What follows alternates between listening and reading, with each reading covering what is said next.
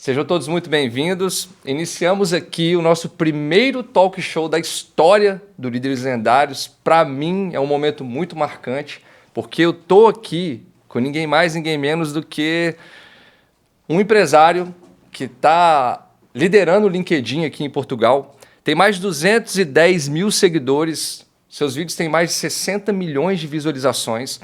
Ele é presidente do grupo Bernardo da Costa, que compõe as empresas que compõem são a IBD, ITM Global Portugal, a Touch Winwell, Academia Bernardo da Costa, AV Pro, Academia da Felicidade, Grupo PE, Quanto Custa, Global América, SGN, Cameron. Hoje eles estão em o Grupo Bernardo da Costa em Portugal, Brasil, Espanha, Camarões e Marrocos. Ele é professor, autor deste maravilhoso livro que eu super indico, que é A Felicidade é Lucrativa, é cônsul honorário de Kosovo, presidente da CG da EMINHO, cronista, keynote speaker, o empresário da felicidade. Estamos aqui com muita honra e muito orgulho recebendo no nosso primeiro talk show histórico esse grande empresário Ricardo Costa. Seja muito bem-vindo. Eu quero aplaudir de pé.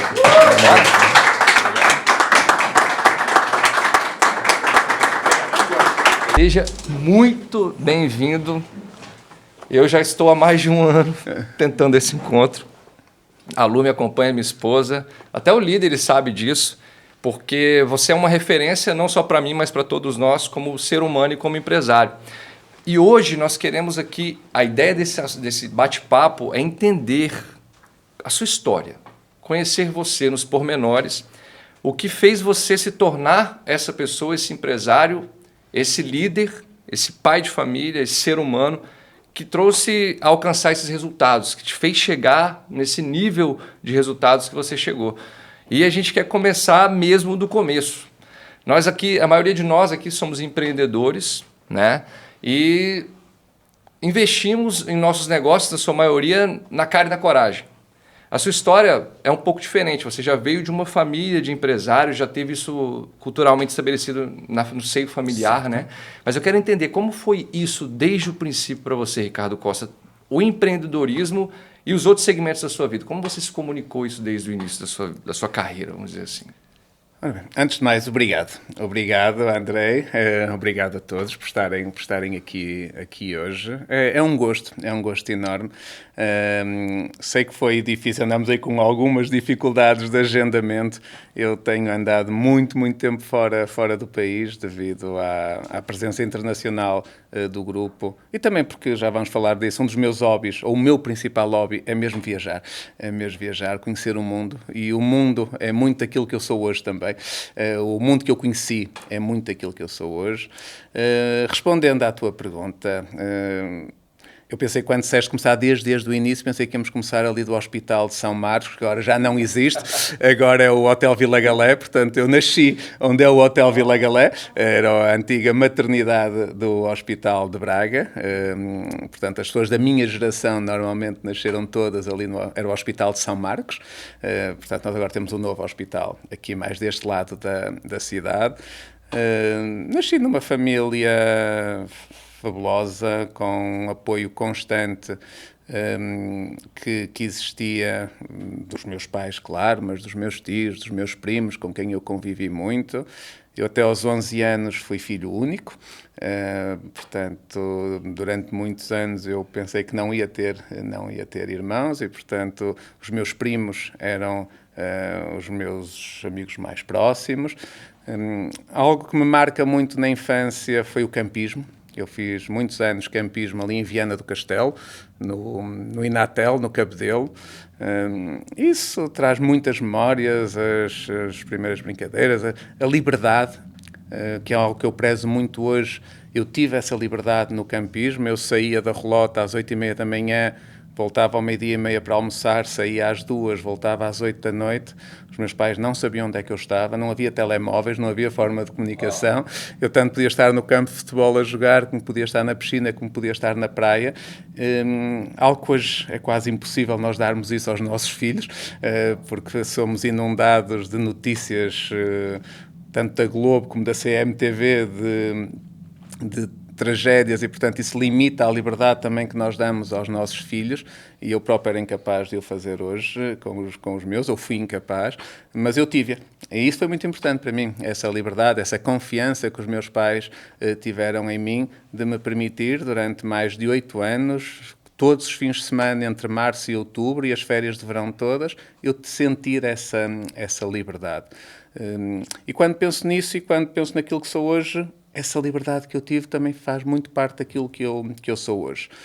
Eu estudei aqui perto, aqui no Colégio Teresiano, para quem não sabe, aqui mesmo ao lado, onde nós estamos hoje, e, portanto, essa educação com valores... A minha família é profundamente católica, aqui da freguesia de São Vítor. Apesar de eu não morar em São Vítor, a minha paróquia é São Vítor, portanto, nós fazemos tudo na igreja de São Vítor, porque a minha família é originalmente daqui. Estou aqui no Teresiano, depois fui para o Sá de Miranda, sempre tive os meus testes psicotécnicos a darem que medicina, como o meu futuro, tanto o que fiz no 9º ano como o que fiz no 11º ano. Cheguei ao fim do 12º ano, a minha média rondava os 15,5, 16. Eu sabia que não era o suficiente para a medicina, mas mesmo assim, teimoso, concorri para a medicina. Mas pus em último, nós temos que pôr 6 opções da universidade, e eu, na 6ª, pus bioquímica, que era o mais parecido com medicina que havia. Eu, sabendo que não entrava em medicina, naquela eu tinha quase garantido que entrava. No entanto, ali no meio do processo, entre saírem os resultados das candidaturas à universidade, eu visito a Universidade de Lusíada de Famalicão, muito descrente, mas disseram-me que não perdia nada em ir lá. Sou recebido pelo, na altura, reitor da universidade, o professor Albino Reis, que hoje é um grande amigo e que almoçamos pelo menos uma vez por ano, e ele apresenta-me o curso de Engenharia e Gestão Industrial, um curso praticamente desconhecido na altura. Portanto, estamos a falar em 1996. Hoje o curso de Engenharia e Gestão Industrial é dos cursos com média mais alta em Portugal. Até fica, já houve anos em que ficou à frente de Medicina, normalmente só fica atrás da Engenharia Aeronáutica, e aquilo captou a minha atenção. Ele apresentou-me aquilo como sendo o curso de Clínica Geral da Engenharia, que tocava vários ramos da engenharia, desde materiais, produção, polímeros, e depois ainda tinha a componente da gestão, que eu nunca me imaginei pelo menos não me imaginava tão dedicado à parte de gestão de pessoas, quando andei na escola, no ensino secundário. Mas a verdade é que fiz a prova de ingresso à Universidade de Lusíada, fui admitido e mudou a minha vida. Mudou a minha vida, portanto, a medicina ficou completamente colocada de lado, a ideia de poder um dia ser médico ficou completamente colocada de lado. Eu ia ser um péssimo médico, eu desmaio quando vejo sangue, por isso imaginem o que é que isto poderia dar como médico, principalmente nas urgências. Portanto, eu nunca conseguiria estar numa urgência de um hospital, porque não estava sempre eu a ser o assistido e não a cuidar de ninguém. E houve outra coisa que mudou também a minha vida, que foi, eu no final do 1º ano, decido, ainda como caloiro, decido candidatar-me a presidente da Associação Académica da Universidade de Lusíada. Lá está, o associativismo sempre fez muito parte de mim. Junto a um grupo de amigos, mais até do meu curso, e tinha como oponente o líder da Tuna Académica, uma pessoa que já estava na universidade há 7 anos, portanto, até já estava há mais tempo do que os anos para acabar o curso, portanto, já era um veterano, como se diz nas praxes académicas. E foi uma campanha muito gira, porque eu fui muito inovador, porque ele pensava que ia dar 10-0, mas eu fiz um programa eleitoral, contratei animação para os últimos dias da campanha, conheci... Já estava empreendendo. Havia um grande empresário em Famalicão, que depois foi presidente da Câmara de Famalicão há muitos anos, que era o Armindo Costa, que tinha uma empresa, uma fábrica de calçado, foi o meu primeiro patrão também, depois, passado uns anos, com fábrica de calçado em Famalicão, Cabo Verde, Brasil, mais de 12 mil pares de calçados produzidos por dia, e eu sabia dele e sabia que ele apoiava causas, então meti-me no carro e fui à ACO. Ele recebe muito bem. O meu oponente, fica mal dizer isto aqui, mas eu vou ter que dizer, o meu oponente era brasileiro, essa tal pessoa que estava, era o Pedro Brasileiro, era assim que ele era conhecido, que já estava há 7 anos, adorava, muito conhecido na universidade, e o Armindo Costa disse-me assim, desculpem dizer isto, mas eu vou ter que dizer. Eu não quero que seja um brasileiro a presidente da Associação Académica, portanto, toma lá o meu livro e tens aí uma surpresa. Eu venho, saio da reunião, abro o livro e tinha 100 contos. Ainda não havia euros na altura. Tinha 100 contos. 100 contos são 500 euros. Para fazermos agora 100 contos dentro do livro para a campanha. Então eu gastei aqueles 100 contos, lá está, em animação, contratei insufláveis para estar à frente da universidade, a dizer lista A, minha lista era a lista A, fiz o tal programa eleitoral e no dia das eleições ganhei por 5 votos. E isso também mudou a minha vida. Mudou a minha vida porque eu depois fui 3 anos presidente da Associação Académica. E em que é que mudou o ser presidente da Associação Académica? Primeiro, ajudou-me a praticar no dia-a-dia aquilo que eu aprendia na teoria nas aulas, que é uma coisa que normalmente não existe. Portanto, eu aprendia nas aulas e logo na hora seguinte ou no dia seguinte, na gestão do bar da associação, na organização de workshops, organização da semana de queima das fitas, organização de semana académica, de recepção ao caloiro, das várias iniciativas que nós fizemos muitas, eu tinha que pôr logo em prática aquilo que eu aprendia nas aulas. Depois, eu herdei uma associação académica que estava completamente falida, cheia de dívidas, contratos fraudulentos, e eu tive que andar a negociar tudo isso e a pedir dinheiro, quer ao Presidente da Universidade de Lusíada, quer ao Presidente da Câmara de Famalicão na altura. Eles foram incansáveis, apoiaram-me em tudo, ajudaram-me a resolver os problemas todos da associação e, felizmente, deixei uma associação financeiramente saudável e que estava muito bem de saúde. E, acima de tudo, deu-me a capacidade de motivar as pessoas a trabalhar sem eu ter nada para lhes oferecer de valioso. Isto é, eu tinha que convencer os meus colegas da direção a trabalhar nestes eventos todos que nós organizávamos e o máximo que eu tinha para lhes oferecer era um copo de cerveja no bar da associação ou na barraquinha da queima das fitas. Eles, portanto, eu tinha que os motivar a dizer, olha, nós estamos a dar isto à comunidade porque é o giving back, é nós devolvermos à comunidade aquilo que a comunidade também nos dá.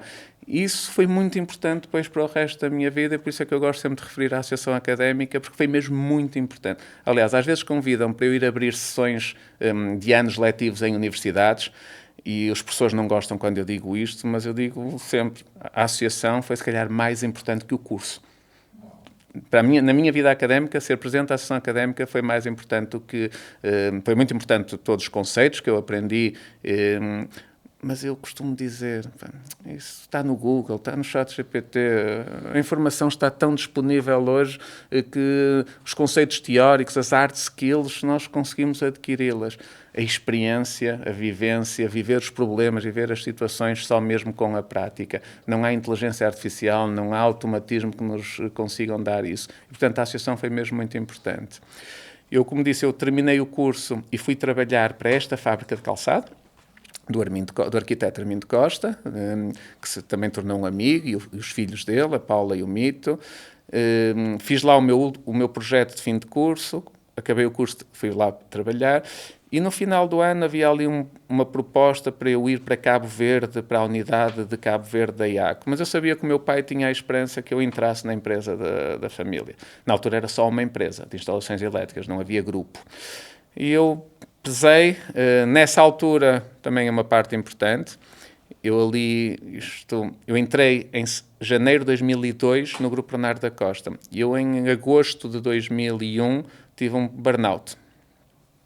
Eu ainda estava a acabar o curso, já estava a trabalhar na IACO, na empresa de calçada, ainda era presidente da Associação Académica, então não foi uma depressão, foi um burnout, um cansaço, mas que foi muito importante também para mim, por vários motivos, porque conheci o meu psiquiatra, que ainda hoje é meu psiquiatra, portanto já temos uma relação de 24 anos, eu todos os anos vou lá pelo menos uma vez por ano, quanto menos seja para falar, porque ele é todo empreendedor como eu, então nós passamos 3 horas a falar de empresas e depois 5 minutos para ele me dizer o que é que eu tenho que fazer ou não, se estou a fazer bem ou não estou.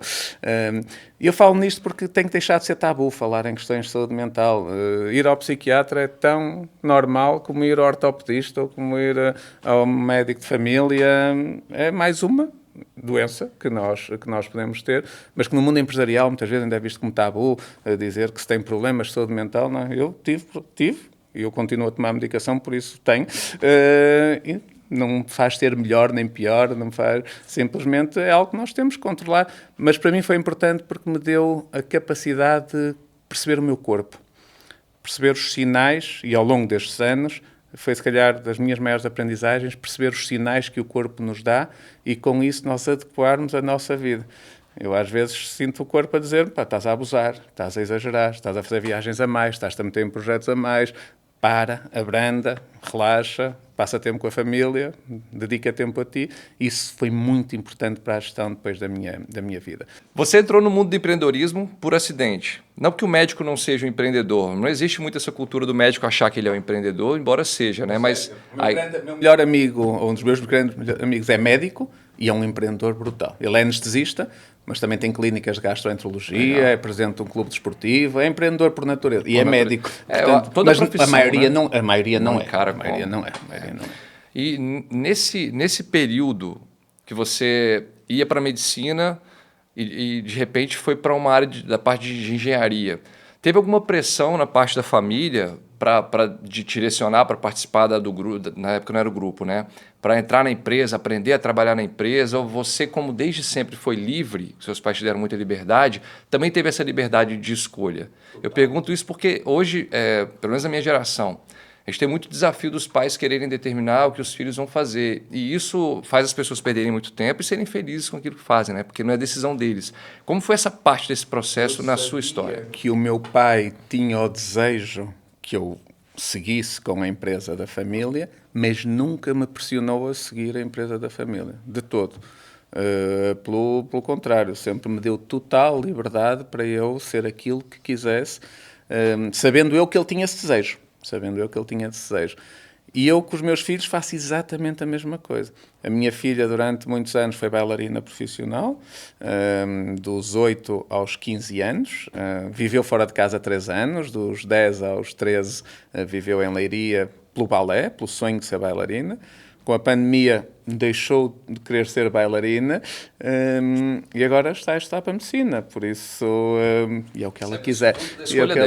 O meu filho ainda é mais novo, só tem 15 anos, a minha filha já tem 18, o meu filho só tem 15, já disse que queria ser gestor e queria ir para a empresa, agora diz que quer ciências forenses, por isso vai ser o que ele quiser. Então a sua entrada no grupo foi uma coisa natural. Você se colocou à disposição. Foi porque eu quis. E depois que trabalhou na ARCO. Eu ponderei, fico na IACO, vou para Cabo Verde para a IACO, vou para Braga para a empresa de família e optei eu por ir para a empresa de família. Na parte, quando você iniciou a gestão lá na parte acadêmica, qual foi um desafio assim que você chegou a algum momento a querer desistir daquilo? Você teve algum problema pessoal com as pessoas? Como que você, no momento de aprendizado, né? Como você conseguiu lidar com os primeiros 6 meses foram muito difíceis. Como disse, herdei uma associação completamente falida. Não tinha €1 na altura, um escudo na conta. Portanto, temos de nos pôr em 1998. O euro só chega passado 2 anos. Não tinha um escudo na conta. Dívidas a toda a gente, ao senhorio do bar da associação, às cervejeiras, tanto à Sagres como à Superboc. Portanto, o meu antecessor tinha feito 2 contratos de exclusividade, um com a Superboc, outro com a Sagres, e os 2 pensavam que eram exclusivos. Tinha feito 3 contratos de exclusividade com empresas de cafés, na altura com a Bondi, com a Delta e com a Sega Freda, e todos pensavam que eram exclusivos no bar da associação.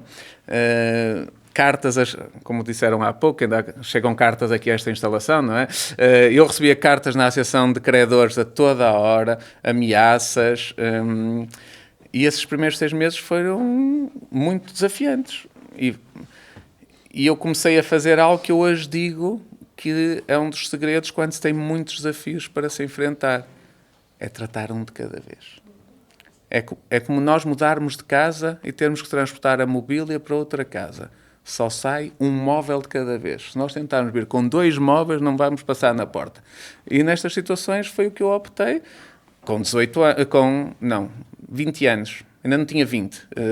19 para 20 anos, portanto, um puto, um miúdo. Mas foi isso que eu optei. como disse, tive a felicidade no professor Martins da Cruz, que era o presidente da Cooperativa de Ensino da Universidade de Lusíada, ter um segundo avô. Eu chamava-lhe um segundo avô, porque eu todas as semanas, quem não sabe, a Universidade de Lusíada tem 3 polos, Lisboa, Porto e Famalicão.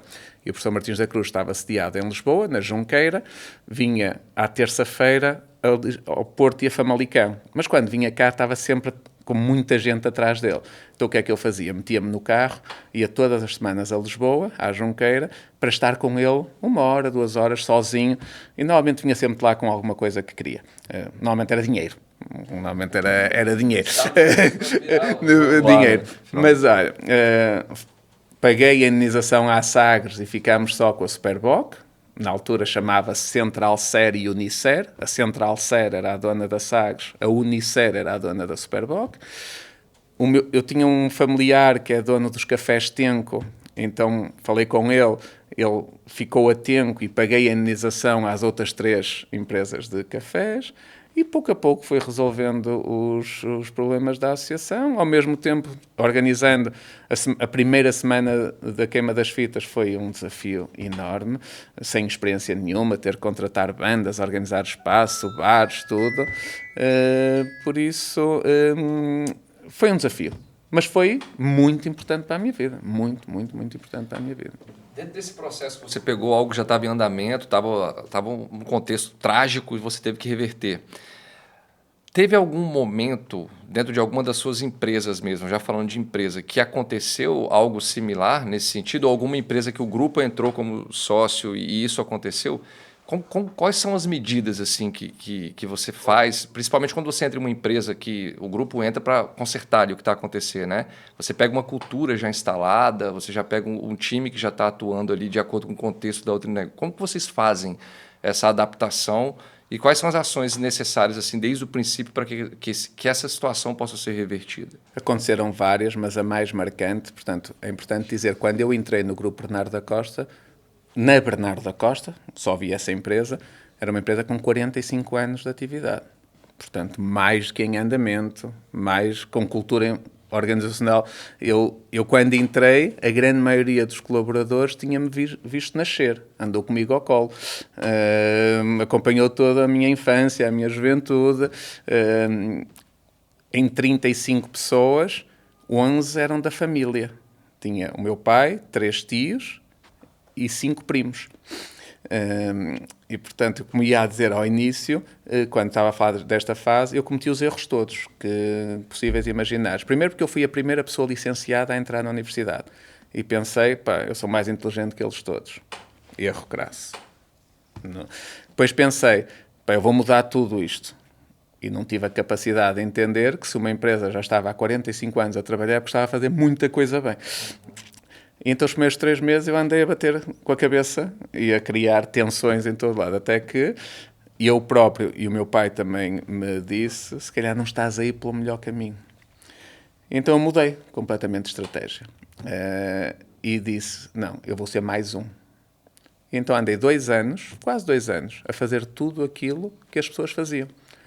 Com os eletricistas fui para as obras, andei a montar acumuladores, a montar alarmes, saí às 7 da manhã com eles, tinha que beber aquele bagaço às 7 da manhã, que era a tradição deles no inverno, parar no primeiro tasco e beber um bagaço, aquilo queimava-me todo por dentro, mas também o fazia. Estive no armazém, estive nos orçamentos, estive na parte comercial, e isso foi fundamental para que as pessoas me vissem não como filho do patrão, mas como alguém que estava ali para perceber o que é que eles faziam e com os conhecimentos que eu tinha, tentar ajudar a que ou fossem mais eficientes, fossem mais produtivos e tivessem uma vida melhor. Isso foi um passo decisivo. 2008, portanto, passados 6 anos, começa a grande crise económica mundial. E isto só para responder esta última pergunta que me fizeste, porque 2004 é um ano muito importante também, que é quando eu crio a minha primeira empresa, a segunda do que agora é o grupo, que hoje é a IBD, na altura era Bernardo da Costa Comércio de Equipamentos de Segurança, mas com vários processos de aquisições e fusões transformou-se na IBD, que é a empresa mais relevante do grupo, corresponde a cerca de 75% da nossa faturação, mais ou menos 60 milhões de euros só a IBD, entre Portugal e Espanha. Mas 2008 vem a grande crise e aí sim eu tive que voltar a passar por aquilo que passei na Associação Académica no início. A crise foi 2008, 2014. Devem-se lembrar, tivemos a Troika aqui em Portugal, Programa de Assistência Financeira, o país completamente em bancarrota, sem dinheiro para pagar, ter que recorrer a credores. A nossa empresa, esta mais antiga onde eu entrei, era uma empresa de instalações elétricas, que tinha como clientes construtores civis, empresas de construção civil, que essa crise dizimou aqui em Braga. Nós ficámos sem 95% dos nossos clientes, entraram em processos de insolvência ou o chamado PER, Processo Especial de Revitalização, e além de terem desaparecido, deixaram-nos muito dinheiro por pagar. E eu tive que fazer um downsize a essa empresa, que na altura devia ter 35, 38 colaboradores, e o plano que eu fiz, ela só podia ficar com 14. Então tive que chegar a acordos com as tais pessoas que me viram nascer, com 40 anos de casa, 35 anos de casa, 30 anos de casa, inclusive com familiares, com tios e primos. E foi um momento muito mau. Isto ocorreu ali entre 2013 e 2014.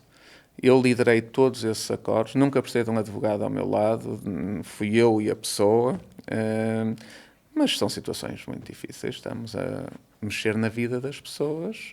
Felizmente, todos os acordos foram assinados, todos os acordos foram cumpridos, mas houve aqui uma parte que saiu afetada, que foi a relação familiar. A família partiu-se. É a minha maior mágoa, se calhar, ao dia de hoje.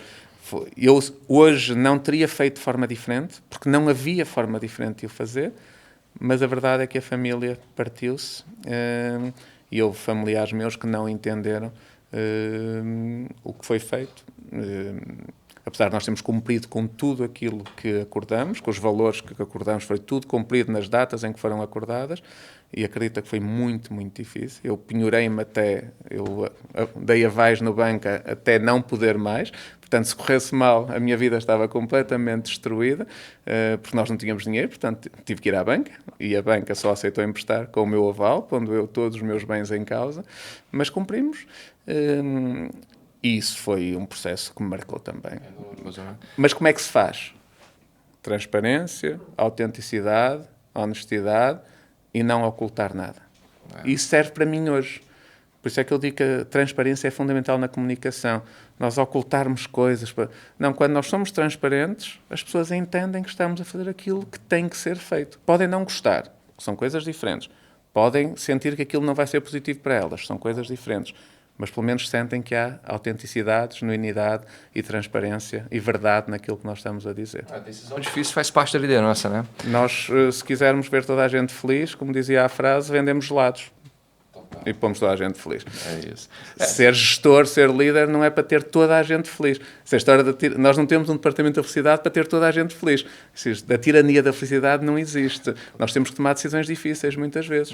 Temos que as assumir com verdade, com transparência. Provavelmente se não tivesse tomado essa atitude, todos os 34 seriam demitidos porque não, a empresa o grupo não ia sustentar, não existia. Né? Não existiria, né? E depois Total. caía aquela e caíam as outras. E as outras porque também. O aval era comum. O banco, se aquela caísse e ia tirar a confiança às outras, caía tudo. Total. Mas me diga assim, esse relacionamento, você preza muito a questão de não confundir empresa com família, mas sim como equipa. Certo. Né? Foi uma transição que você fez dentro da empresa de verdade. Comunicação. Certo. Quando você entrou na empresa, você era conhecido por todo mundo desde criança. E aí tem aquele impacto, não sei se acontece com vocês também, de falar, o Ricardo, aquele garoto, agora quer ser o líder aqui da empresa. Tem esse momento, é o filho do patrão? Sim, o filho do patrão. Sim. Esse momento é um momento desafiante porque você teve que entrar na cultura e você fez muito bem, participou ali do dia a dia das pessoas, né? Mostrou para eles que você queria fazer parte de um todo. Você estava mesmo se esforçando naquele momento para entender o que eles precisavam e aí sim aprender a liderar. E não tem como ser diferente, né, no meu ponto de vista. A gente precisa passar pelo chão de fábrica para entender como liderar aquelas pessoas. E no segundo momento, teve a questão de que você assumiu a liderança com honra, com resultados, e naquele momento, o Ricardo, meu parente, meu amigo, meu familiar, vai me demitir.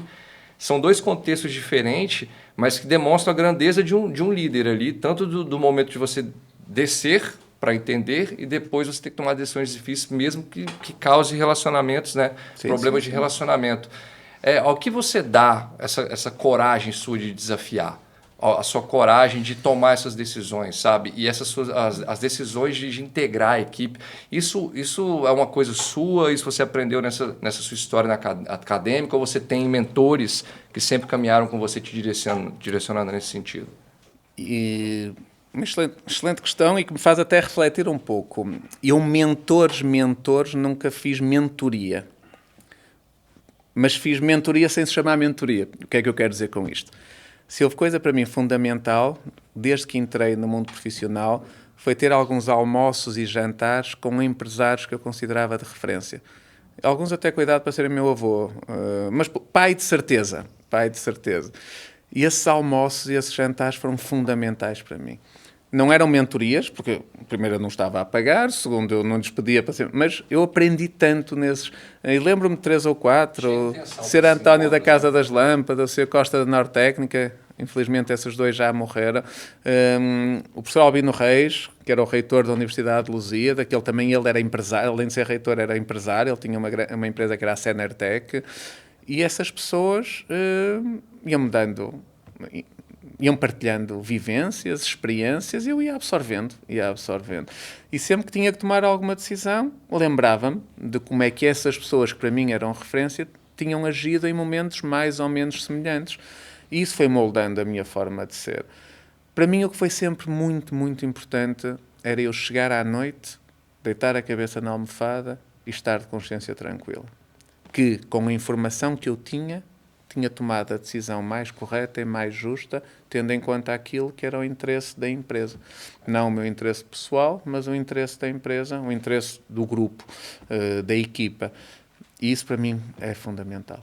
E isso esteve sempre presente. Eu não conseguia chegar ao final do dia sentar e dizer fui injusto com aquela pessoa, fui incorreto com aquela pessoa. Posso não ter sido agradável com a decisão e ele não ter gostado da decisão. Mas eu transmiti exatamente aquilo que eu gostava a sentir, com todos os dados que tinha disponíveis. Isso fez-me chegar ao final de cada dia de consciência tranquila. Num momento muito difícil, como imaginas, dizer a um tio ou um primo acionista da empresa que não vai poder continuar, não é fácil. Estamos a falar acionistas, ok? Acionistas da empresa, dizer-lhes que não vão continuar a ser trabalhadores. Porque a empresa não tem dinheiro para lhes pagar salário. E, portanto, vamos ter que encontrar uma alternativa. E eu aos meus primos não foi só despedir. Eu aí não foi acordo de despedimento. Eu aí aos meus primos abri-lhes uma empresa no ramo que eles queriam para eles darem continuidade. Só que depois, infelizmente, essa empresa não teve sucesso e eles acabaram por não conseguir levá-la em diante.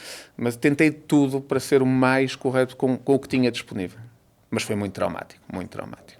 E são coisas que você não pode esperar, né? Tem decisão que você tem que tomar rápido ali naquele momento para não prejudicar algo maior, né? São coisas que não tem como você deixar passar. Tem que se encontrar um né? equilíbrio.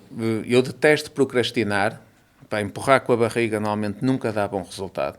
Só vai fazer com que o problema se torne maior. E, portanto, sim, concordo. Devemos resolver as situações num espaço mais curto de tempo possível. Quando detectamos um problema, devemos resolvê-lo no mais... Agora, há situações que requerem tempo. O segredo qual é? Encontrar aqui o equilíbrio. Está cercado de pessoas também que possam te apoiar nesse tipo de esse é o momento. Esse é o grande segredo. Sabes, há muitos empresários que dizem que ser empresário é a profissão mais solitária do mundo. Eu nunca senti isso. É verdade que houve muitas decisões, estes acordos, onde tive que ser eu a assumir e a fazê-los sozinho. Mas nunca me senti sozinho. Porquê? Porque sempre tive na minha equipa mais próxima pessoas em quem eu confiei e confiaram em mim. Em quem eu me abri e demonstrei todas as minhas vulnerabilidades, todas as minhas fraquezas e quando eu estava no momento mais baixo, eles vieram-me apoiar. E, portanto, eu nunca me senti sozinho. Apesar de ter que tomar muitas decisões sozinho, que são coisas diferentes. E, portanto, por isso é que as pessoas são tão importantes para mim, porque são elas que, se nós nos rodearmos de boas pessoas, Não precisam ser licenciados ou doutorados em Harvard. Precisam de ser boas pessoas. Boas pessoas. Partilhar os nossos valores. Vida, né? Partilhar os nossos valores. Diversidade. Nós não podemos ter equipas que nos digam amém. Sempre. Isso só faz bem ao ego, não faz bem a mais nada. Não há nenhuma equipa que vença se tiver toda a gente a dizer amém ao líder. Esqueça. Isso é só na Coreia do Norte. Portanto, eu adoro que me digam não e que me apontem um caminho alternativo. Se me disserem não, só por ser não, por ser do contra, eu também reajo mal. Mas quando... Agora, se me dizem que não concordam e me apontam um caminho alternativo, além de valorizar, muitas vezes já mudei de opinião e fui por esse caminho. É um estereótipo que nós temos que retirar da liderança, né? Que é liderança isolada, que é sabemos forte, não sente nada, que sabe sabemos tudo, que está sempre bem, né? Que uma só frase toma a decisão certa. Há uma frase que eu digo muitas vezes e que às vezes é retirada assim para statement. Eu não me importo nada de ser a pessoa mais estúpida da sala. Se for na minha equipa, eu fico todo contente. É sinal que eu tenho pessoas melhores do que eu. É o seu objetivo, né? É isso. Tem uma equipa que produza melhor que você. E que já não precisa de mim para nada. Total. Até a questão mental que você falou, psicológica. Hoje os grandes CEOs são avaliados se eles são acompanhados ou não. É necessário a gente ter essa vulnerabilidade e entender que a gente tem... Nós somos seres humanos, não somos super-homens, não somos máquinas, não somos... Exatamente. Por isso. Chega uma hora que você chega nesse burnout, né? Não consegue tomar decisões e aí a empresa vira um caos, porque também está aqui, o time reflete a liderança, né? Isso. Você olha para a equipe e já reflete muito o que acontece dentro da empresa. Depois, às vezes olha-se para a tua introdução e pensa, só sucesso, só maravilha, só... E os bastidores disso tudo, né? O que se sofre, os meses maus, os dias maus, as empresas que não resultam, tivemos várias, Moçambique não resultou, Cabo Verde não resultou, a Exa não resultou, a BC Safety não resultou, perdi imenso dinheiro com muitas empresas. Faz parte. Faz parte. Faz parte. Te moldou a ser o que é e o resultado que tem com as outras empresas também, né? Houve uma regra que eu tive em todos os investimentos que fiz. Se aquele investimento, 100% que eu investisse lá, corresse mal e fosse perdido, isso não podia afetar a empresa que estava a garantir o investimento. E, portanto, tinha que sair a tempo, que se perdesse aquilo tudo, ok, perdia, eu tinha que arranjar a maneira de ir recuperar de outra forma qualquer, noutra empresa qualquer, mas isso nunca ia afetar a empresa que estava a garantir esse investimento. E foi assim que, felizmente, tem resultado, mesmo tendo perdido. Eu não tenho problema. Na Exa perdemos 300 mil euros. Um projeto, aqui uma spin-off compramos na Universidade do Minho, uma empresa que desenvolvia um software de reconhecimento das emoções das pessoas para servir para o marketing, para nós termos numa loja, numa montra, uma câmara e um software, quando alguém fosse comprar, detectava se a pessoa estava feliz, triste, surpresa, a roupa que tinha vestida, a faixa etária, o sexo, se era masculino, se era feminino. Ainda não tínhamos esse terceiro se era não binário, portanto ainda só tínhamos masculino e feminino. E toda a gente dizia que aquilo era maravilhoso. Toda a gente... O Presidente da República foi ao Ave Parque, aqui a Guimarães, com a sua esposa e disse, pai, que produto, isto vai ter um sucesso enorme. Levávamos aquilo para feiras, toda a gente ficava admirada com aqueles softwares e não vendemos um. Pusemos pilotos na Vorta, na Salsa, na Modalfa, em vários pilotos, não vendemos um. E, falta de capacidade nossa, seguramente, mas às vezes há ideias que parecem muito boas, mas que o mercado não as compra. E portanto, foi um projeto falhado. E eu, quando chegou ao limite daquilo que eu penso, se eu investir mais neste projeto, já começa a correr um risco de já não conseguir depois suportar esta perda. E tive que tomar a decisão de fechar, assumir a perda, em economia chama-se custo enterrado, e andar para a frente. Ir buscar esses 300 mil euros a outra empresa qualquer, outro projeto qualquer. E, portanto, esta capacidade que nós temos, isto hoje em dia chama-se resiliência, não é? A capacidade que nós temos de ir abaixo, aguentar e voltarmos a levantar. Moçambique foi igual, 4 anos em Moçambique, 42 viagens a Moçambique que fiz, muito dinheiro lá investido. Teve que chegar um momento e dizer, chega. É encarar isto como uma perda e, olha, e fomos para o Brasil. Fomos para Caxias do Sul. Infelizmente ainda lá estamos com muitas dificuldades, e vocês conhecem muito melhor do que eu o mercado brasileiro, principalmente para quem vem de fora, com muitas dificuldades, mas continuamos. E, já vão 12 anos, que estamos, foi 2013, quando chegamos ao Brasil, e continuamos, felizmente.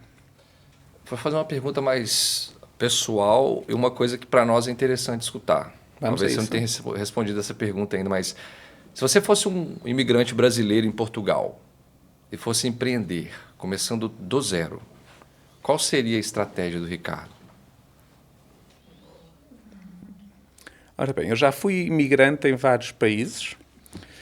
Fui em Moçambique, em Cabo Verde, nos Camarões, em Marrocos, na Suíça, onde também tive 2 anos, mas aí não perdi dinheiro. Aí decidi sair mesmo e o meu primo, era um consultório dentário, e o meu primo ainda hoje está lá, como nós éramos sócios, eu fiz mais a parte de investidor, e o investimento ficou pago e eu vim-me embora. E, portanto, tenho essa experiência de começar do zero noutro país. Portanto, vou-te dizer primeiro o que não fazer. Okay. E com isso, depois nós vamos ao que fazer. Primeiro, pensar que mudamos a cultura do país. Não mudamos. Portanto, temos de nos adaptar. Eu costumo dizer que nunca, como hoje, aquela frase de Darwin foi tão válida. Não é o mais forte nem o mais inteligente que vence, mas aquele que se adapta melhor à mudança ou à realidade. E, portanto, temos de nos adaptar nós à cultura do país e não pensar que vamos mudar a cultura.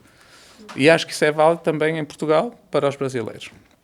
Depois, pensar que isto pode não se adaptar no vosso caso, porque eu vi que vocês estão cá a viver, mas no meu caso eu nunca fui viver para o país onde quis começar o negócio do zero. E, portanto, nós temos que decidir quem é que enviamos para esse negócio. E vou dar o exemplo de Moçambique. Eu pensei, África, subdesenvolvidos, vou mandar alguém daqui que não é assim muito bom, mas lá vai brilhar, vai ser melhor. Erro crasso. Ou vamos nós, ou se não pudermos irmos nós, tem que ir a nossa melhor pessoa. Ok? Porque é a única forma. Também erro. O que é que devemos fazer? Rodear-nos das melhores pessoas.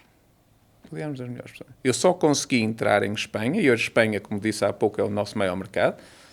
Representa, dos 60 milhões da IBD, quase 50 milhões são de Espanha. É um mercado onde nós temos mais pessoas, onde vendemos mais, quando me associei a espanhóis que partilhavam dos meus valores. Os meus sócios são de Santander e de Barcelona, mas demorei. Só à 4ª vez é que acertei nos sócios. Ok? Só à 4ª vez é que acertei nos sócios ou nos parceiros.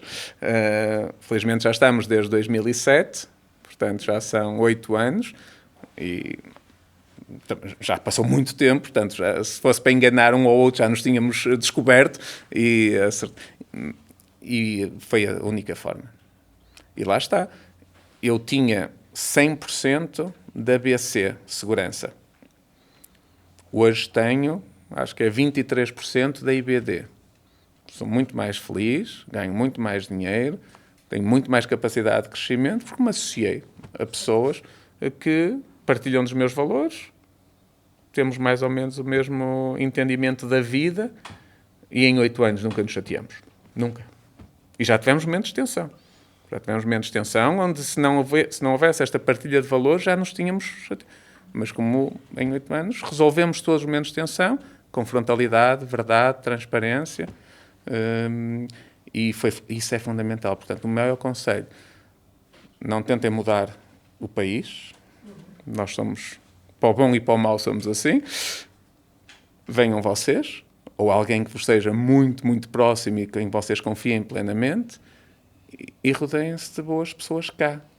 Porque acho que é mais difícil tentar fazê-los sozinhos, apesar de Portugal e Espanha nós dizemos nuestros hermanos, não é? Portanto, eu tentei muito tempo sozinho. Espetei-me sempre contra uma parede. Também Espanha tem uma característica diferente de Portugal neste aspecto. Eles são muito mais nacionalistas que nós. Basta ver a capacidade deles em falar inglês, por exemplo. Eles traduzem tudo para castelhano. Até os filmes dobram para castelhano. Eles não usam legendas, não é? E, portanto, e depois tem uma especificidade. Para vendermos na Catalunha temos de ter alguém que fale catalão. Para vendermos em Bilbao temos de ter alguém que fale basco. E eu não tinha percebido isso. Portanto, pensei que um português, desde que arranhasse o portinhol, ia se safar em Espanha. Não vai. Além deles não gostarem de comprar a quem é de fora de Espanha, ainda temos estes problemas mais de regionalização, que lá são muito fortes. Portugal nisto é mais aberto, gosta de importar, mas se vocês tiverem um sócio português, eu acho que vai ser muito mais fácil do que sozinhos, pela minha experiência. Eu vou fazer mais uma pergunta e aí depois 3 perguntas aí de vocês. Não sei se vocês já decidiram quem é que vai fazer. Tirem para o Ipa-Americana. Só eu tenho mais 3. Olha, seria ótimo todo mundo perguntar esse tanto de pergunta, mas a gente tem um tempo limitado. A gente pode estender uns 10 minutinhos, não pode? Por mim, sim. Por mim, sim. Vamos aproveitar, que não é todo dia. Né? Eu disse que até ao 12:30 estava a ler, por isso temos tempo. Pronto, então tá bom. Desde que o programa não fique muito longo para depois as pessoas verem. Tá, mas isso eu deixo convosco, vocês vão cortá-lo, não é? Fazem o que quiserem. Vamos a isso. Tá, vamos passar para as perguntas então. Depois eu faço a minha se der tempo. Pode ser? Quem é a primeira? Vamos começar pelas mulheres. Você? Pode. Vamos ser só objetivo nas perguntas, tá bom?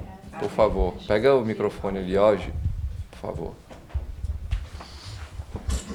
Quem tiver 3, pode fazer 3 em 1. E aí ele responde aqui, em vez de... Tá? Olá, tudo bem? Oi. Eu sou de Trindade e eu tenho uma pergunta curiosa, porque, na verdade, eu estou ingressando no mercado para trabalhar com jovens na escolha da carreira. E, como o senhor mesmo mencionou, seu pai te ajudou, te incentivou, enfim, a, de fato, seguir o seu caminho, não que você seja obrigado a levar o legado que ele construiu. A minha pergunta é o seguinte: como eu faço para dialogar com esses pais, mediante as respostas que esses jovens vão me dar, para que eu não seja agressiva, nem invasiva, mas que faça os pais, pelo menos, repensar nas profissões novas que vêm por aí, que às vezes eles não compreendem? Essa é uma pergunta muito, muito interessante e que até entronca num tema muito interessante que tem a ver com a dignificação das profissões. Eu, enquanto Presidente da Associação Empresarial do Minho, tive essa luta, vamos chamar-lhe assim, porque há um estereótipo na sociedade que, por exemplo, toda a gente tem que ir para a universidade, onde os pais pressionam os seus filhos para ir para a universidade. E há cursos profissionais, equivalentes ao 12º ano, cujas saídas profissionais, por um lado, são muito maiores e, por outro lado, até permitem rendimentos até muito superiores a pessoas que saem da universidade. Dou um exemplo. Ali o IPCA tem um curso técnico de soldadura. Não conheço ninguém que saia de lá a ganhar menos de 3.000 euros por mês. Conheço muita gente que sai da universidade a ganhar 870 ou 900 euros. Só que, culturalmente, isso não é bem aceito na sociedade. Porque já não é doutor, já não é engenheiro, já não é estas coisas todas dos cargos que me fazem uma enorme confusão. Portanto, dito isto, mudar o que é cultural demora anos. Normalmente que demora 1 a 2 gerações a mudar o que é cultural numa sociedade. E nós, enquanto empresários, porque é que eu digo isto? Porque as empresas, nos últimos 20 anos, o governo desinvestiu muito no ensino profissional. E para cumprir rankings de níveis de educação, andou a facilitar e a incentivar toda a gente a ir para a universidade. E nós ficamos sem muitos técnicos para trabalhar nas empresas, nas mais diversas áreas. Porque, felizmente, nos últimos 5, 7 anos, começou-se a abrir os olhos a dizer que nós não tínhamos técnicos, nós queríamos um eletricista, não havia, nós queríamos um canalizador, não havia, nós queríamos um carpinteiro, não havia. Então, voltou-se a investir nos TESPs, nos cursos técnico-profissionais, e Braga é um exemplo, tem aqui a Escola do IPCA, onde tem mais de 3.000 estudantes neste momento, só nos TESPs. Tudo em parcerias com empresas. Mas foi preciso mudar a mentalidade dos pais para que não pressionassem em demasia aos filhos e aceitassem que, se eles quisessem tirar um curso profissional, que isso iria ter o mesmo valor na sociedade ou até maior, principalmente no rendimento que os filhos iam ter com as profissões que iam aprender. E, portanto, isto liga um pouco a pergunta que me faz. Eu não consigo dizer como é que muda um pai que quer que o filho, à força, seja médico e o filho decide ser bailarino. Porque para o pai vai ser sempre uma frustração se ele não tiver a capacidade de aceitar que o filho quer ser bailarino e é isso que o vai fazer feliz, vai ser sempre uma frustração. O que aí é um trabalho, eu não sei se é psicólogo ou não, mas tem essas competências, é um trabalho mais de psicologia, eu aí não me meto porque sou tudo menos psicólogo. Eu brinco muitas vezes, eu sou engenheiro. Apesar de fazer muito mais gestão do que engenharia, sou engenheiro, portanto sou muito mais pragmático, sou muito mais prático.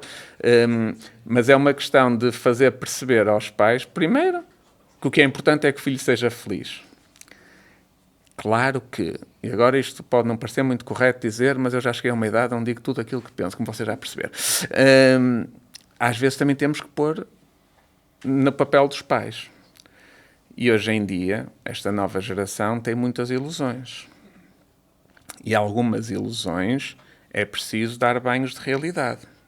E, portanto, é preciso fazer aqui um equilíbrio entre, de facto, o que é o desejo do jovem de seguir uma carreira e aquilo que será melhor para ele, desde que isso não vá completamente contra aquilo que é a essência desse mesmo jovem.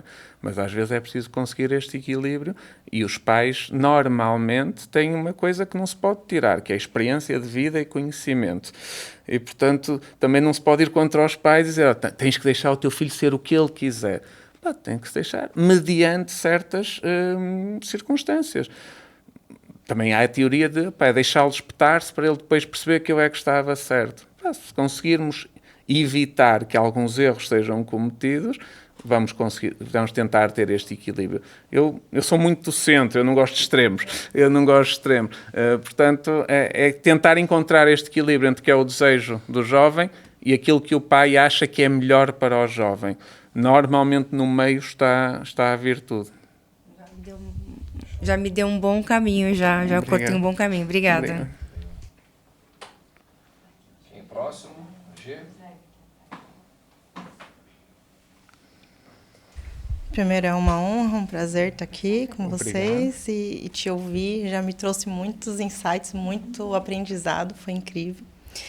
Eu dei uma olhadinha nas suas redes sociais, venho acompanhando há alguns dias e eu vi lá um post que me chamou muita atenção. Eu trabalho também na área das emoções, sou terapeuta, assim como a Lu, e lá tem um post que diz: poucas lideranças são tão transformadoras como a de uma mãe. Então, mantendo a linha aqui da primeira pergunta, eu queria que o senhor falasse para a gente como que foi essa liderança materna e o quanto ela foi importante, o que ela te trouxe de benefícios para que o senhor chegasse onde chegou hoje. Excelente questão. Nunca me tinham feito, por isso, olha, excelente. Eu sou muito de família. Valorizo muito, é o que mais valorizo no mundo, é a minha família. E tenho a sorte de ter uns pais fantásticos e também tive a sorte, portanto, os meus pais divorciaram-se quando eu tinha 11 anos, 12 anos, e tive a sorte de ter uma madrasta que é uma segunda mãe para mim. Portanto, costumo dizer que tenho a sorte de ter duas mães. E os meus filhos têm a sorte de ter 3 avós. E portanto, da minha mãe recebi os valores, a honra, o compromisso e a parte familiar, a importância da família, acima de tudo. Se do meu pai recebi a parte do networking, dos amigos, e da minha mãe recebi a parte da família, e se calhar até foi isso que os afastou. O meu pai era muito mais de amigos, a minha mãe era muito mais de família, entre outras coisas. Da minha madrasta recebi o compromisso, a dedicação ao outro, porque a minha madrasta optou por nunca ter filhos, e portanto assumiu-me a mim e ao meu irmão como filhos dela, e teve uma dedicação inigualável. E, portanto, isso foi muito importante para mim, juntar estes valores, estes comportamentos, estas atitudes que me ajudaram a definir e a dar valor àquilo que é mesmo importante. E por isso, sim, um respeito muito, muito grande e um carinho e uma admiração por tudo aquilo que me foi transmitido e também pela forma como sempre aceitaram como eu sou. A tal liberdade que a minha mãe me deu nestes anos de campismo de aceitar que eu ia estar a fazer o que eu queria. Quando eu errava, levava nas trombas. Desculpa. Porque também levei. E só me fizeram bem, como eu costumo dizer. E quando a minha professora primária me dava algumas reguadas, a minha mãe dizia... Porque a minha mãe era professora primária também, dizia, dê-lhe mais. Se ele merecer, não é como hoje, que vão para a CMTV ou para a SIC, e bateram no meu... ou falaram alto ao meu menino. Não, no meu tempo, se eu levava, a minha mãe dizia, dê-lhe mais, porque ele mereceu. Pronto. Isso foi educação, eu chamo-lhe educação. E isso, em resumo, é o que eu levo mais, a educação. Porque às vezes pensa-se que a educação é na escola. Não, a educação é em casa. Nós na escola vamos para aprender, para socializar, para aprender questões mais técnicas e teóricas. A educação é em casa. E eu tive essa educação em casa e por isso foi muito importante para a minha vida. Incrível, é uma família bem estruturada, apesar do divórcio, né? Mas o senhor mostra a estrutura que a gente costuma sempre levar para as pessoas, que é o pai leva para a vida, né? E a mãe acolhe, a mãe ensina os valores ali da família e o pai ensina o networking, como é sair, como é fazer as coisas. A minha mãe sempre trabalhou, portanto a minha mãe nunca foi dona de casa. Aliás, a minha mãe começou como professora primária, portanto fez um magistério primário e trabalhou desde os 21 anos como professora. Mas sim, no que era mais amigos, sempre esse valor da amizade, a importância de ter amigos, de socializar mais o meu pai, a importância da base familiar mais a minha mãe, isso foi verdade. A reduzir as duas perguntas em uma, para o Andrei não ficar muito bravo.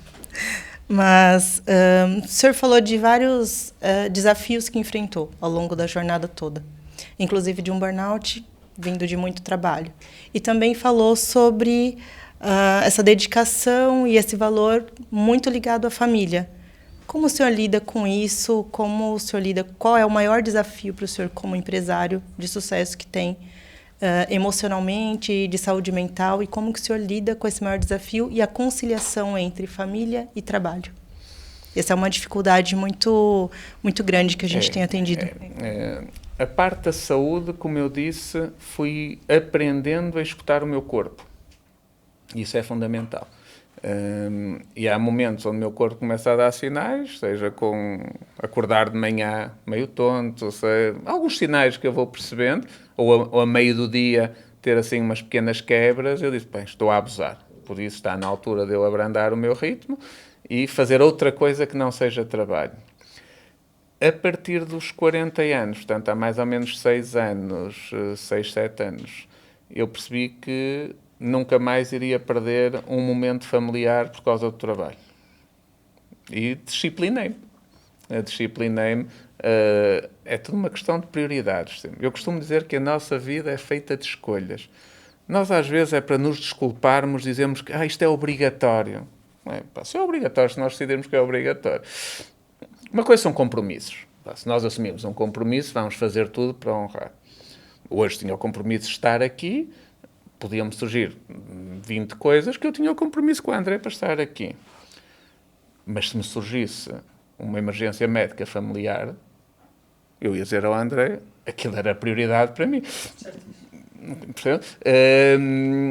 E, portanto, somos nós que fazemos as nossas escolhas. Mas eu podia dizer, não, para que se lixe a minha mãe no hospital, mas eu vou ao podcast. E era uma escolha.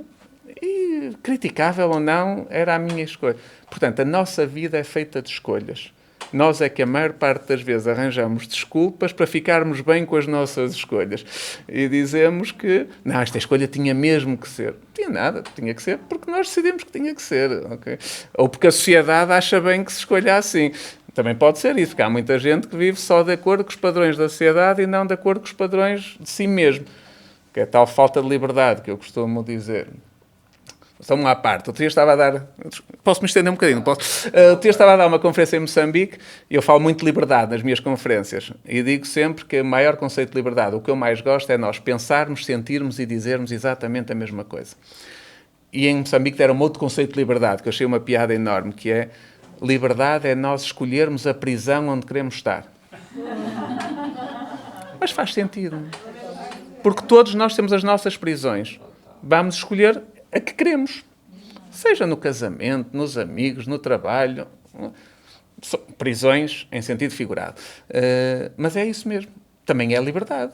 Sermos nós a escolher a prisão onde queremos estar. E, portanto, essas escolhas são feitas dessas prisões onde nós decidimos estar. Como é que eu faço o equilíbrio? Tendo os meus momentos, viajando muito, para mim é o meu equilíbrio. É outra coisa que também é importante desmistificar. Quando se fala em equilíbrio, vida pessoal, profissional e familiar, ele não é igual para todos. Não é 30-30, ou 33-33-33. Não é 50-50, não é o que for. O meu é quando eu decido que preciso dele. E valorizando as atividades dos meus filhos, os dias importantes para os meus filhos. Portanto, sou eu que defino o meu equilíbrio, como vocês têm que definir o vosso, e o vosso não tem que ser igual ao meu, nem o meu tem que ser igual ao vosso. Que é outra coisa, quando tem que ser 50-50. Tem que ser 8 horas aqui, 8 horas... Isso é que é equilíbrio. Não. Eu posso decidir que equilíbrio é 10 horas na empresa e 6 horas a trabalhar, ou 6 horas a descansar. Eu preciso de 8 horas para dormir, portanto só me restam 16. O que eu faço com as 16 é o meu equilíbrio. E, portanto, também desmistificar isto que é importante e dizer o que é que eu faço. Viajo, estou com amigos, cada vez valorizo mais momentos com amigos, cada vez valorizo menos o material e mais os momentos. Há uma expressão que eu agora uso muito, que é: eu só tenho um rabo para sentar, para que é que eu quero 10 carros? Só posso sentar num, só preciso de um carro. Para que eu quero 4 casas se eu só vou dormir numa de cada vez? E ter outras para ter a obrigação de ir lá, mas vale ir para um hotel e só se vai quando se quer. E, portanto, não anda atrás dessa parte material, anda atrás mais da questão dos momentos, do tempo de qualidade que nós muitas vezes valorizamos. Até porque, quando falo nesta questão do equilíbrio, eu digo uma coisa: eu acho que nós vamos todos trabalhar menos no futuro, mas também temos que nos estar preparados para ter que viver com menos no futuro. Primeiro, porque estamos a consumir recursos do planeta que não se vão regenerar. E andamos todos atrás sempre de qualquer coisa e muitas vezes nem sabemos de que é que andamos atrás, mas corremos. Corremos porque nos dizem para correr, corremos porque vemos alguém a correr e decidimos ir atrás a correr para ver para onde é que ele vai. E isto é o nosso dia-a-dia, infelizmente, grande parte da população. E acho que está na altura de nos recentrarmos naquilo que verdadeiramente é importante, que são os nossos tempos. Lá está, mas isto é para mim. E não vou julgar quem pensa diferente, mas acho que devemos correr menos. Devemos dar mais valor àquilo que verdadeiramente é importante. Quando é que nos lembramos disso? Normalmente é quando não temos saúde. Acontece. Eu tive um episódio de saúde no final do ano passado, onde estive um mês e meio, e é nesses momentos que eu digo: o que é que eu ando a fazer? Para que é que eu quero mais empresas? Para que é que eu quero mais? Não preciso. Eu preciso é de ter... Porque ano passado, houve uma fase em que eu queria marcar um almoço com um amigo, ou um podcast com o Andrei, e eu olhava para a minha agenda e eu não consigo encaixar nada. Isto pode parecer muito sexy, fancy, mas é só estúpido. É só estúpido. Eu, nos próximos 2 meses, não consigo encontrar um almoço para um amigo. Não faz sentido. Não faz sentido. E é isso. Muito obrigada. Eu sou Carla Barreto, empreendo hoje no segmento de alimentação, doces salgados, e estou com uma parceria agora com a Miriam, que também empreende nesse segmento de doces. E a pergunta que eu tenho para fazer é a seguinte: como pequenos negócios em setores tradicionais, como alimentação para eventos, podem se diferenciar num mercado tão competitivo? E que estratégia de gestão você recomendaria para quem está a crescer com pouco recurso, mas tem muita vontade? Elas acabam por estar um pouco ligadas, as duas questões. O nosso tecido empresarial em Portugal é composto em 91,8% por micro e pequenas empresas, 99,2% por micro, pequenas e médias e só 0,8% de grandes empresas. Isto tem vantagens e desvantagens. As desvantagens é que nós não conseguimos criar escala. Não conseguimos, portanto, dizer que o primeiro passo para o sucesso, no meu entender, já deu. Quando fala, eu fiz uma parceria com a Miriam. Portanto, juntaram esforços. Primeiro era aquilo que eu ia dizer, portanto, esse já está dado. Se conseguirem fazer mais, façam.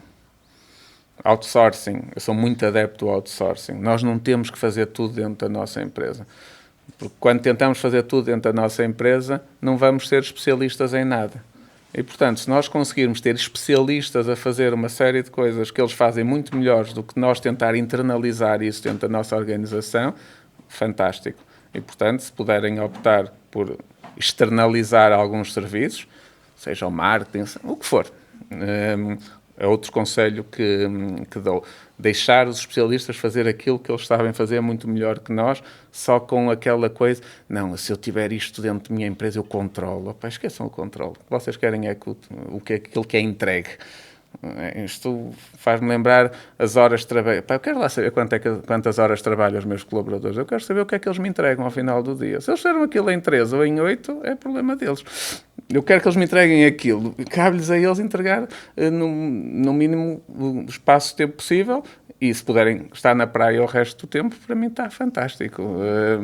E é esta mentalidade que eu tento muito incutir na empresa, que é muito mais importante o que me entregam do que o tempo que demoram a fazer as coisas. E isto aplica-se ao que me está a dizer na parte do outsourcing. Por isso eu sou muito adepto de externalizar as coisas e de ter outsourcing. Depois rodeiem-se das melhores pessoas possíveis. É a única forma de um negócio sustentar-se durante muito tempo. Os mestrados, MBAs são muito importantes, mas mais importante do que isso é rodearem-se de boas pessoas, de pessoas que partilhem os mesmos valores. Porque quando perguntam o que é uma boa pessoa, para mim uma boa pessoa é uma pessoa que partilha os meus valores. Se para mim a ética, o respeito, a gratidão, a cooperação, a tolerância, a segurança são os meus valores, eu quero pessoas que partilhem desses valores e, se possível, que se complementem. Quando perguntam que tipo de sócio é que procuras, eu digo sempre que seja boa pessoa, portanto, esta parte dos valores, e que me complementem. Se formos os dois fazer a mesma coisa, não vamos aportar nada um ao outro. Portanto, se eu sou bom em números, é bom que ele seja bom comercial. Ou vice-versa, se eu sou bom comercial, é bom que ele seja bom em números e em gestão. Portanto, é isto que se deve procurar nas parcerias e nas sociedades. Estratégias. Eu sou muito de médio e longo prazo. Quando me desafiam para negócios ou oportunidades de negócios com algo imediato, eu desconfio muito. Porque não acredito. Normalmente, desculpem, tem que haver uma trampa qualquer para um negócio dar logo muito dinheiro ao fim de 1 ou 2 meses ou 3 meses. Tem que haver qualquer coisa muito estranha. A não ser que seja uma descoberta mirabolante, que também não é fácil existir. E, portanto, o meu pensamento é sempre médio e longo prazo. Pensando em médio e longo prazo, nunca cedam à tentação do que é fácil e imediato. Do que pode parecer que vai dar hoje, mas aquilo vai, a longo prazo, vai ser ou descoberto, ou vai criar uma má reputação. E, portanto, qualidade. Vai ter sempre resultados ao longo prazo.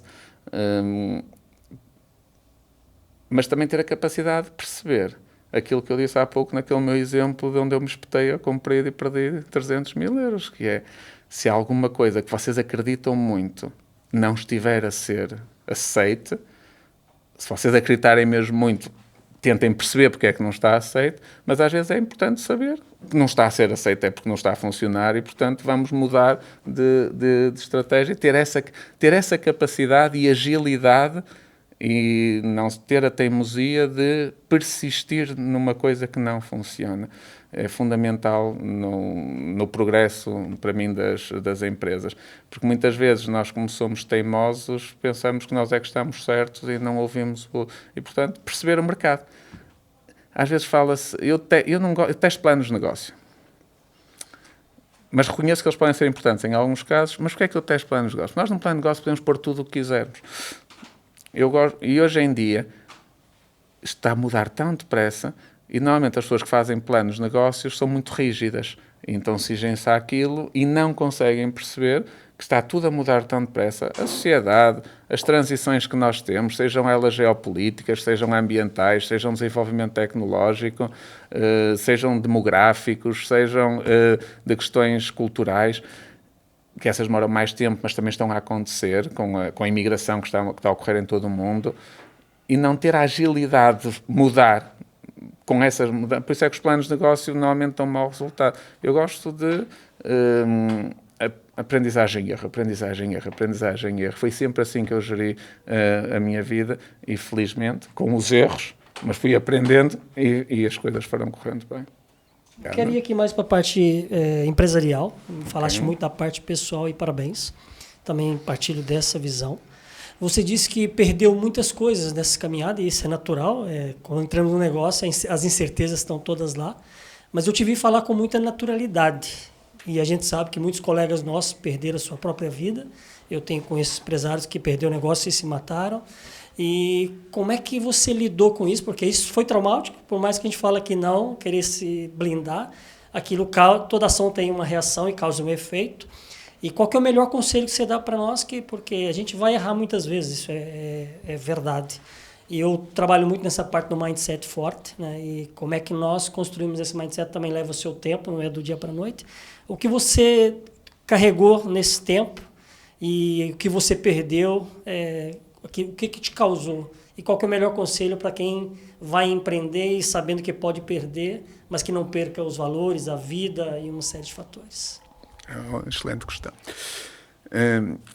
Como é lógico, desenvolver competências de inteligência emocional é fundamental, e eu fui desenvolvendo com a aprendizagem. Nunca fiz coaches, mas não tem mal nenhum fazê-lo. Mas lá está, eu disse, eu vou todos os anos ao psiquiatra, é o meu coach. E esse é que se calhar é o segredo, é assumir que temos vulnerabilidades. Assumir que se as coisas correrem mal, nós podemos não ter a capacidade de sozinhos enfrentar esse desafio. E onde é que me suporto? Na minha equipa, como eu disse, exponho-me completamente. Eles sabem quão vulnerável eu sou e também sabem quando é que precisam de me ajudar. No meu médico e na minha família. Apesar de, e isto é algo que motiva muitas discussões entre mim e a minha esposa, eu tento separar o máximo possível. O que é que eu quero dizer com isto? Tento levar o mínimo de trabalho para casa e falar o mínimo de trabalho em casa.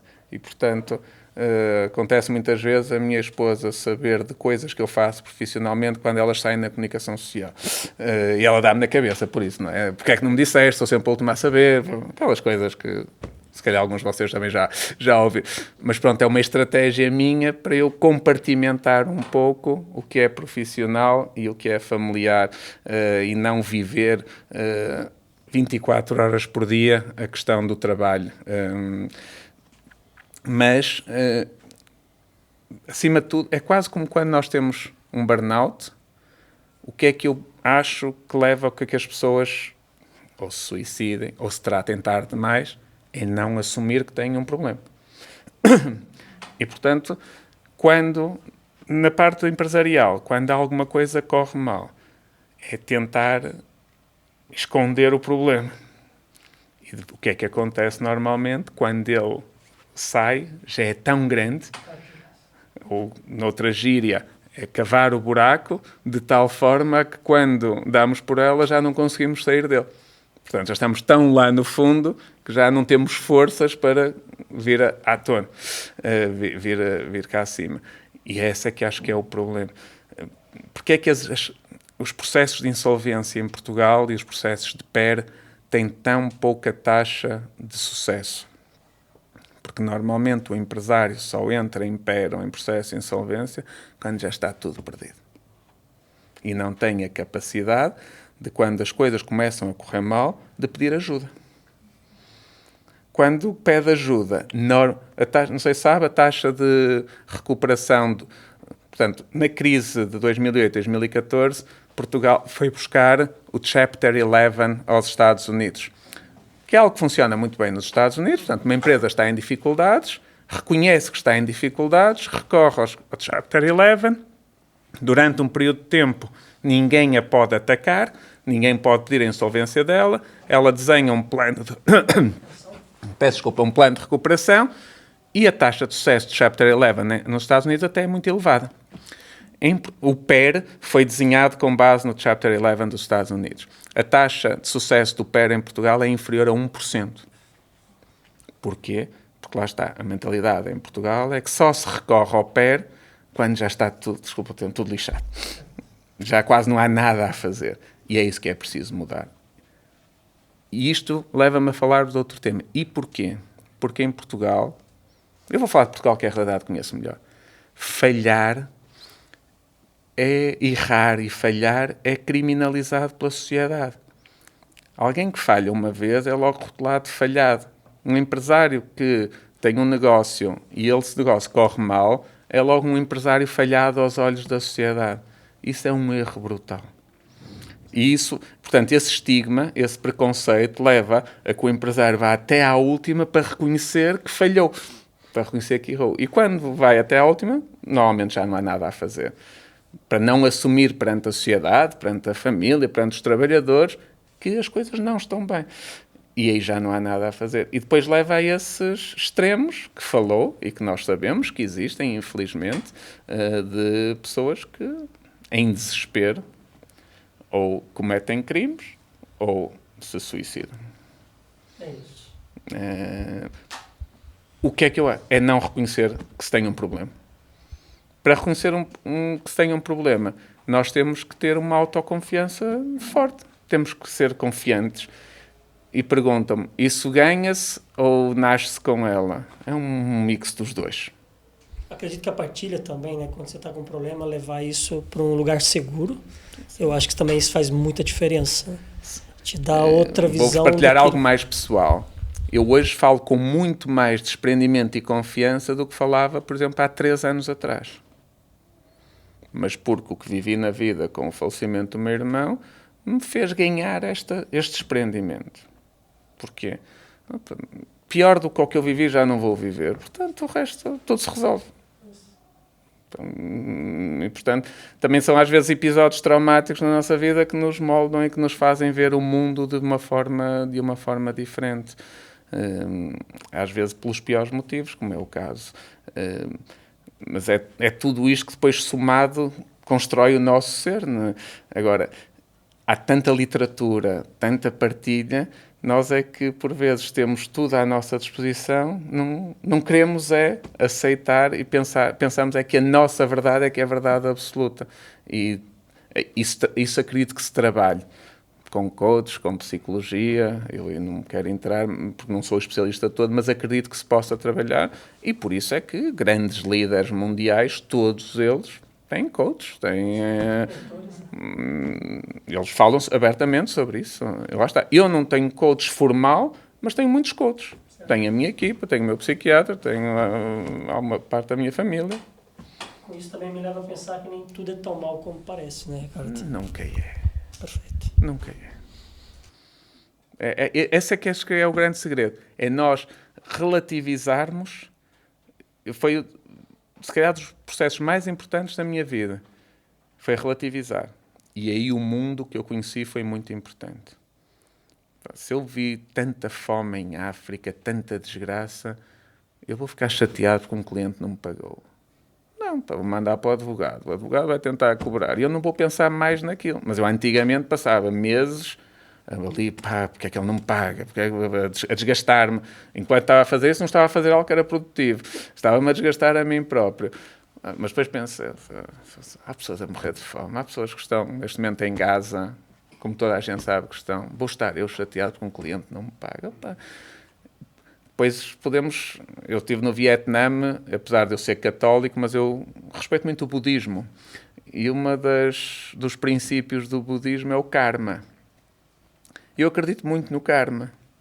E, portanto, eu acredito que se aquela pessoa me fez alguma coisa negativa, o mundo há de se encarregar de o demonstrar que fez alguma coisa negativa. Não tem que ser eu a fazê-lo.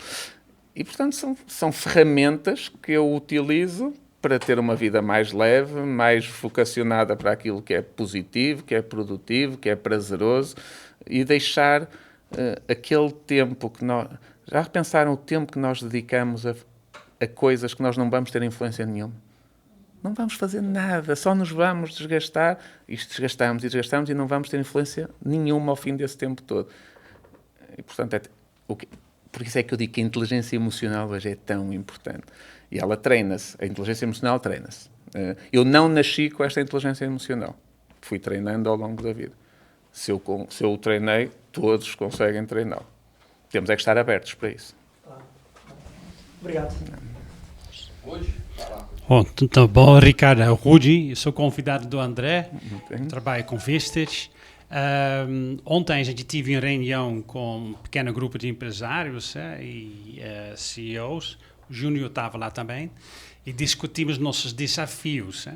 E era uma pessoa de 60 anos, ele parecia muito cansado, exausto, estava trabalhando junto com a esposa numa empresa. Ele está trabalhando em prestação de serviços em 12 países já.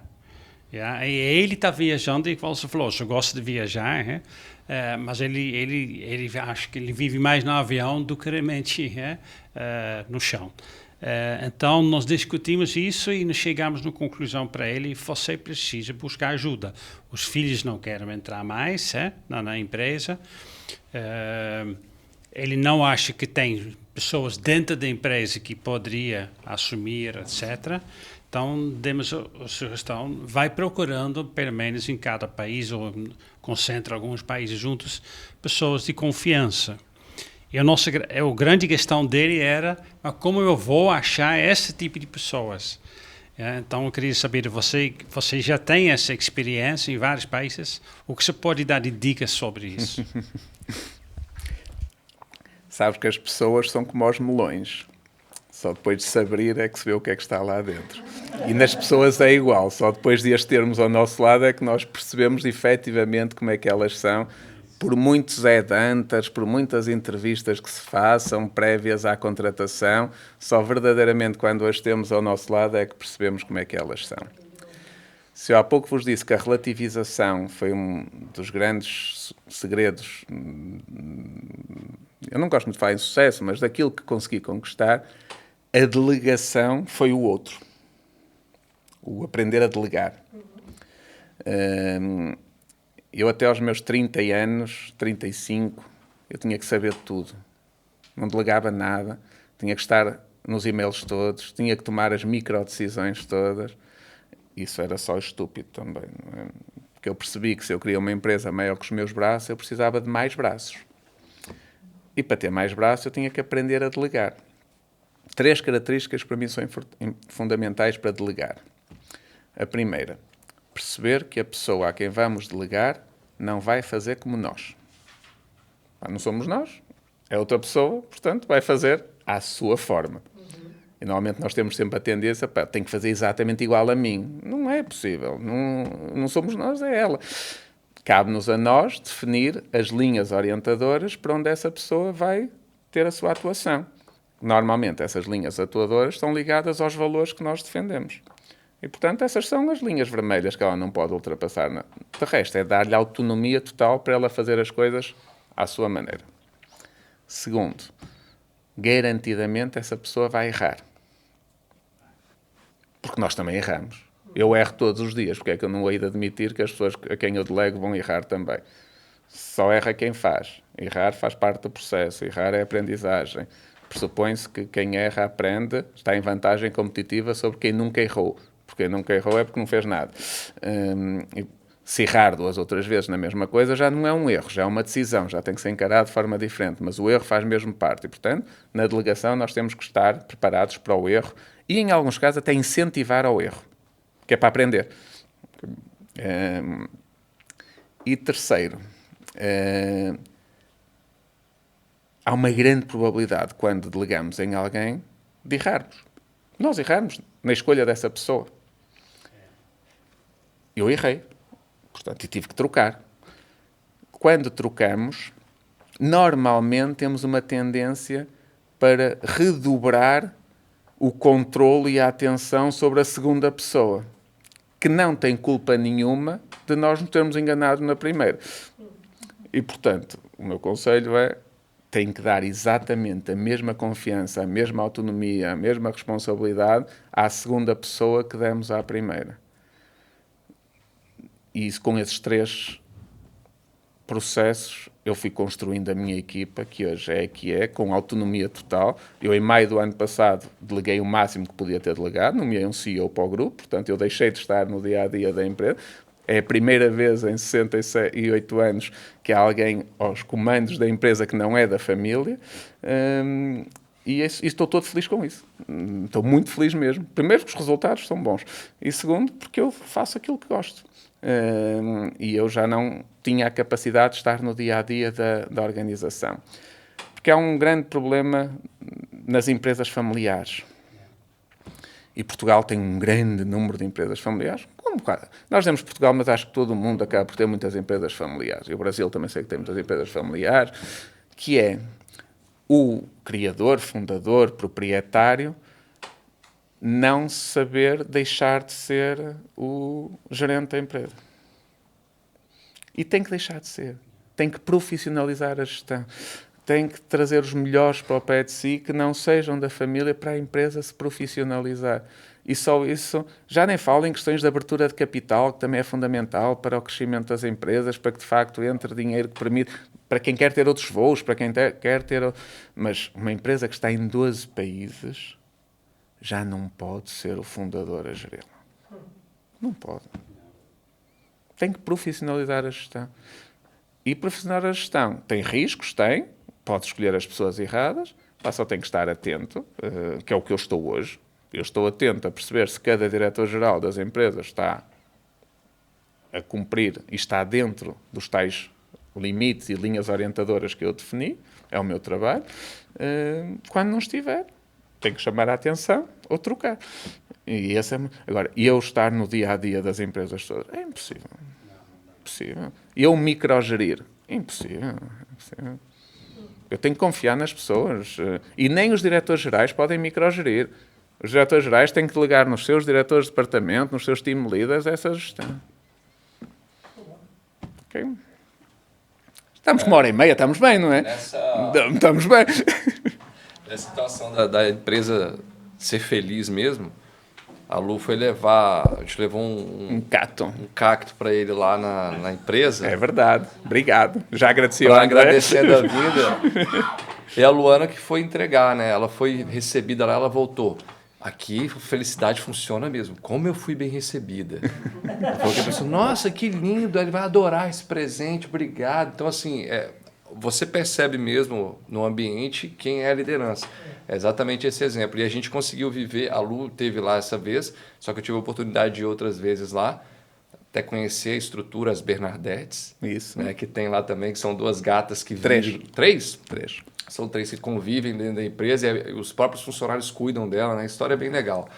Dá para perceber que realmente a produtividade está muito conectada com essa questão da áurea do ambiente. Né? André, desculpa só interromper, dizer, um dos valores que eu mais prezo é a coerência. Não fazia sentido nenhum. Não somos a empresa perfeita. Temos os nossos desafios, mas não fazia sentido nenhum eu apregoar isto e depois dentro da organização não se viver isto. E esse é o meu maior conselho, ou dos maiores conselhos, sejam coerentes sempre com as palavras, têm que conduzir às ações que se praticam no dia-a-dia. Show. Vamos para a última, então? Podemos? Olha, primeiro eu quero agradecer a oportunidade que o senhor está nos dando aqui, né, e também a oportunidade que eu tenho de estar aqui lhe ouvindo e aprendendo. E a pergunta que eu tenho é a seguinte: eu sou Master Coach, mentora de produtividade.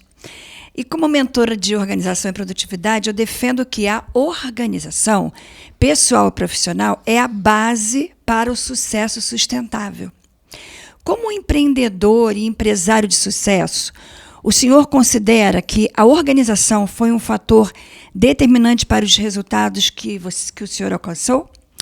E, nesse sentido, o senhor se considera uma pessoa organizada e valoriza isso dentro das suas empresas? Boa. Sem dúvida que sim. Nós fomos a primeira empresa em Portugal, no nosso setor, o que é hoje a IBD, a certificar-nos com a ISO 9001 em 2008. Para quê? Para nos dar organização, para nos dar metodologia, para termos referenciais, para termos monitorização, para recebermos pelo menos 2 vezes por ano alguém de fora que nos ia ajudar, porque eu nunca vi o auditor como o bicho-papão que nos vinha lá. Não, eu vi o auditor como alguém que passa por 1000 empresas e com tudo o que vê empresas ajuda as outras empresas com práticas de gestão, com organização, com processos, com procedimentos que são fundamentais para o crescimento. Por isso, completamente de acordo que a organização, os processos e os procedimentos bem definidos, bem disseminados por toda a organização, bem comunicados, que é uma coisa que as empresas falham imenso, é na comunicação, e nós também falhamos. Tentamos melhorar todos os dias, mas continuamos a falhar na comunicação, porque nós temos que garantir que a outra pessoa percebe exatamente o que nós queremos dizer, e nós muitas vezes escuramos essa parte com a correria do dia a dia, comunicamos e pensamos que a pessoa percebeu, mas não nos asseguramos que ela percebeu. E, portanto, nisto dos processos e procedimentos é fundamental garantir que as pessoas percebem exatamente o que é que nós estamos a transmitir, quais são os nossos objetivos com determinado processo, com determinado procedimento. Portanto, a organização é fundamental para o crescimento. E agora, com tudo isto, esqueci-me da segunda pergunta, que era? Se o senhor se considera uma pessoa organizada. Sim. Sim, eu até tenho alguma obsessão com a organização física das coisas. Eu gosto de ter tudo alinhado, gosto de ter tudo... as toalhas têm que estar todas niveladas, a minha secretária tem que estar tudo... Por isso, aí, nesse aspecto, sim. O que eu não consigo é ter rotinas, porque a minha vida não me permite. Eu, por exemplo, eu não consigo dizer que vou ao ginásio à terça e à quinta, porque eu não sei onde é que vou estar na próxima terça-feira ou na próxima quinta-feira. Posso estar em Braga, em Lisboa, em Joanesburgo, onde vou estar, ou noutro país qualquer, e, portanto, para mim é muito difícil ter rotinas. Tenho a minha agenda, com alguma flexibilidade para introduzir algumas coisas, mas, em termos de organização, considero-me organizado. Há pessoas que ligam a organização a ter determinadas rotinas, as mesmas todos os dias. Eu não consigo ter isso, mas vivo muito bem com isso. Mas considero uma pessoa organizada. Sim. Obrigada. Nada. Olha, por nós, ficaríamos aqui muito mais tempo. Marcaríamos até um fim de semana com o Ricardo. Para aprendermos muito mais. Um retiro. Mas eu quero aqui, antes de finalizar, te presentear com alguns mimos aqui do grupo. Tem como pegar lá, por gentileza? Pensei que já era um bocado. Já foi ótimo, que adorei receber. Não, foi uma surpresa enorme, porque eu cheguei de Lisboa e ontem, quando entrei na empresa de manhã, disseram-me logo, a Eugénia disse-me logo, tem uma surpresa lá em cima na secretária, que acho que vai gostar. E por isso, muito obrigado. Legal. Muito obrigado. Ficamos felizes de ter marcado isso. Nós queremos dar uma caneca, não vai ser essa, porque essa aí, vamos levar uma na caixinha. Também, cadê? Nós vamos entregar para você algo que para nós é muito importante mesmo aqui no Líderes. É uma coisa que nós vestimos com muito orgulho, que é a nossa camisa dos lendários. E a caneca? Pega a caneca. A camisa. Depois, se puder, eu queria que você tirasse uma foto com ela, com a gente, se puder. Uma caneca para levar. Esse mimo foi produzido aqui pelas queridas Carla e a Miriam, que não está presente. Que não estão. Mas tem as 2 filhas aqui fazendo, né? Miriam, toma. Obrigado. Nosso certificado de gratidão que está aí dentro também. Agradecimento. E, para finalizar, fazer essa última pergunta para a gente fechar com chave de ouro. Quero agradecer a todos vocês que estiveram aqui, a todos que acompanharam aí o nosso talk show até agora. Se não puder levar, depois disto para tirar a foto. Ok. Obrigado. Quero agradecer, Ricardo Costa, não tem nem o que falar a honra, o privilégio que é tê-lo sentado aqui. Dá vontade de perguntar muita coisa. A gente sabe que, né, tem história mil e a gente pode aproveitar muito disso. Quero agradecer a presença de todos vocês que vieram de longe para estar aqui presenciando esse momento, nosso primeiro talk show. E agradecer a todos que acompanharam a gente aí também, né, online. Fique atento para os próximos encontros que nós teremos, porque começamos com chave de ouro. Eu tenho certeza que pessoas impactantes vão sentar também nessa cadeira e compartilhar com você informações, insights e ensinamentos que vão elevar o nível do seu resultado, não só como empresário, mas principalmente como pessoa e como ser humano. Muito obrigado mais uma vez. Obrigado. Foi um gosto enorme. Muito bom. Obrigado. Para finalizar, um conselho para a vida, para a gente fechar. Conselho para a vida. Se você fosse dar um conselho para alguém, qual seria esse conselho? Vou citar António Feio, porque é assim que eu termino normalmente as minhas palestras. Não deixem nada por dizer, não deixem nada por fazer. Vivam, sejam felizes e façam os outros felizes. Obrigado, cara.